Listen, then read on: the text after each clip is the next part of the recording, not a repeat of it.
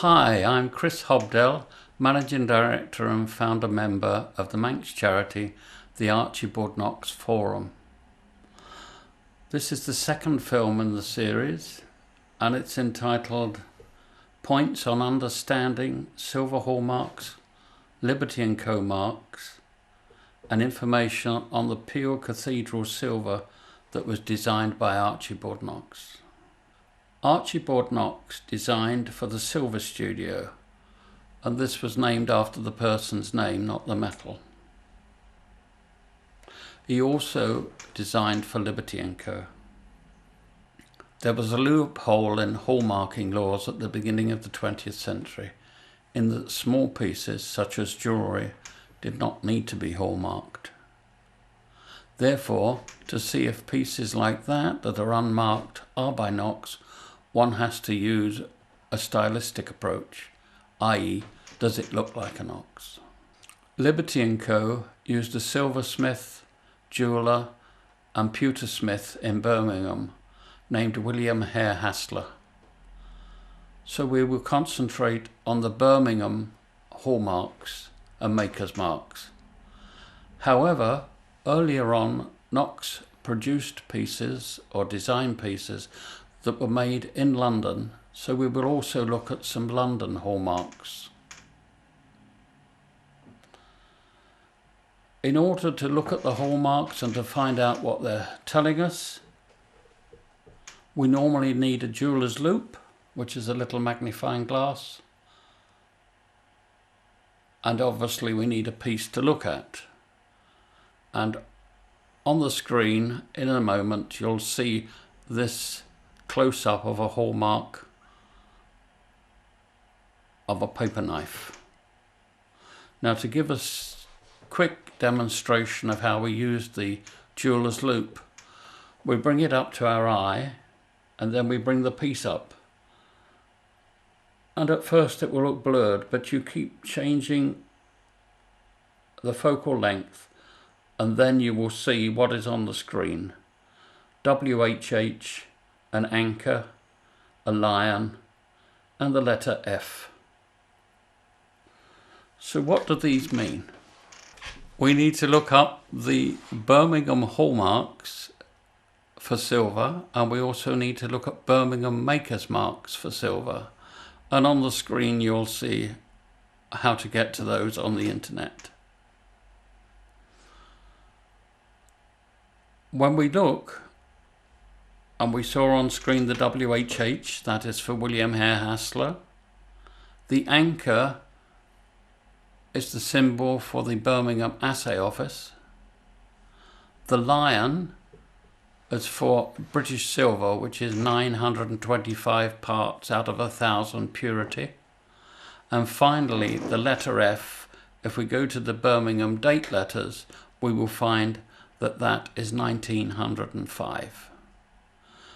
So with just that little stamp, we can see who made it, where it was made, and what the date was and the purity of it. The London hallmarks are now on screen. You can see there's silverhallmarks.co.uk/dates/London. You can see that Liberty & Co maker's mark, which is different to how they showed their Liberty & Co mark in Birmingham. The lion symbol showing the British standard of silver. The Assay Office mark, which for London is the leopard's head.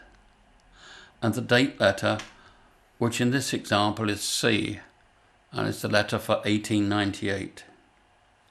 This therefore shows that the exquisite pepper caster was made in 1898. Liberty & Co had different marks at different times, and on the screen is a page from Stephen Martin's book, Archibald Knox, 2001. And some points on this page, especially the LC and CLD, which is said to have been used by Liberty & Co only in 1903. However, examples of this have been seen on objects in 1902 and 1905 also, whether the Assay Office picked up the wrong thing and stamped it, Not sure, but it is not restricted to 1903. Also, the name Sulkits appears on some pewter items which were designed by Archibald Knox. This was the name given by William Hare Hassler. This is actually his telegraphic address in Birmingham and is a shortened form of solitaires and lockets. It also has the mark for Tudrick. One can see the terms A, Cymric, and B, Tudrick on pieces that were made by Liberty & Co. And these were their brand names: Cymric for gold, silver and jewellery, and Tudrick for pewter. The origin of these brand names has been discussed in the first film in this series. Not shown on the page, but a maker's mark that can also be seen, is Merle Bennett & Co. This was a firm that actually bought designs from Liberty & Co. and had the pieces, mainly jewellery, made in Germany. One has to be very careful with this because Merle Bennett also produced their own designs and some of them look similar. So sometimes you need an expert to tell whether it actually is an Archibald Knox or it's just purely a Merle Bennett piece. So we've now put up on screen the back of a locket which shows that the M&B Co. hallmark. The actual piece that's shown is not an Archibald Knox piece. Knox's design work for the Silver Studio and Liberty & Co. probably lasted from 1897 to 1906-1907, just 10 years of his life. However, there are some Liberty & Co. specially commissioned pieces which come later than those dates, so that Knox actually went on to design some of the pieces almost up to the time of his death. But it's stressed that these are very specially commissioned pieces. For example, the 3 pieces of communion silver that were made for Peel Cathedral and designed by Archibald Knox. These are used and treasured, and you can see these in the cabinet at the back of the cathedral if you go and visit it in Peel. First of all, there's the lavabo dish and the ewer, which can be seen coming up on the screen. Used for washing hands during communion, both are adorned with blue lapis lazuli stones and intricate Celtic design and lettering. S. German is seen in beautiful stylized letters on the ewer. And there was also an alms dish, or decent basson, as Knox called it. It has mother of pearl roundels representing the Trinity, and it also has some beautiful knotwork. So the first image on the screen is the lavabo dish with the lapis lazuli, and the second is the ewer with lapis lazuli. And also there is a detailed picture of the hallmarks showing the letter E and Birmingham and Liberty & Co.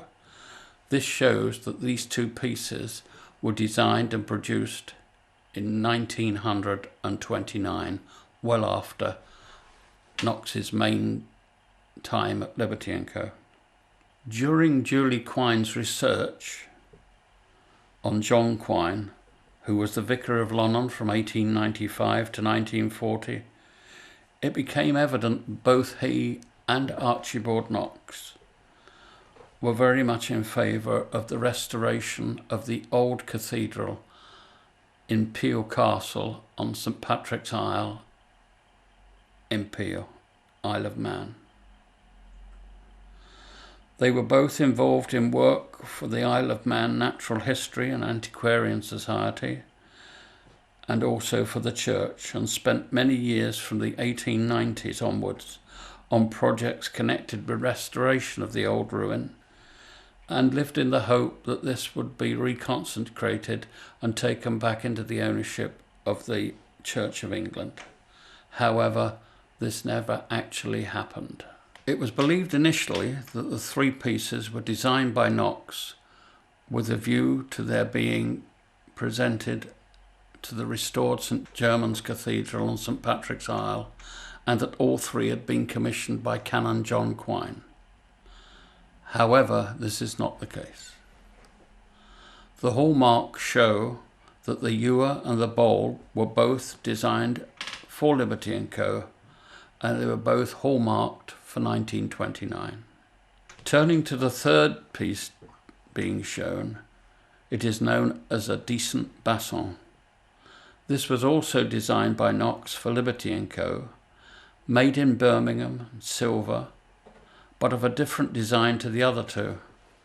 And looking at the letter H on the hallmarks, we can see that this was made and designed in 1932. So it is 3 years older than the other two, and it could be one of the last pieces of metalwork ever designed by Archibald Knox, because he died early in 1933. So why are the dates different? Well, the date's 1857 to 1931, which is shown with a CK underneath this last piece, shows that it was actually designed by Archibald Knox in memory of his sister, Christina Knox, who lived from 1857 to 1931. So this piece was actually commissioned by Knox himself and not by Canon John Quine, hence it being made in 1932. The letter discovered by Rosemary Wren proves that the third piece was indeed designed and commissioned by Knox in memory of his sister Christina, hence the difference in dates. Knox told his younger sister Annie in a letter that the silver basson or dish was to be sent to John Quine at Lonnon Vicarage to join the other two pieces. The three silver communion pieces stood on Canon Quine's desk at the vicarage waiting for restoration of the cathedral, which sadly never transpired in Knox's or Quine's time, and indeed has never been taken up as a project. Believe it or not, the three pieces of silver spent their life in a number of places after that. The Laxey Bank during World War II, and under a bed in a suitcase in Baldrine for many years. When they came to light, people were not sure it was silver because there was so much tarnish. And they also resided at the Manx Museum for a number of years. In 1980, the parish church in Peel was consecrated as the island's cathedral, and in the year 2000, the three silver Knox pieces were handed over by the Quine family to the Peel Cathedral, which was their rightful place, and to be used and admired. If you visit the cathedral, do look at them in the cabinet at the back of the church. Further information regarding the friendship between Knox and John Quine will be given in the fourth talk in the series, which is on the subject of All Saints Church, Lonnon. For information on the cathedral silver or the works of Archibald Knox, please visit the Archibald Knox Forum or the Archibald Knox Forum Facebook page. And for more information on John Quine, who was actually the vicar of All Saints Lonnon from 1895 to his death in 1940, please visit the John Quine Forum Facebook page.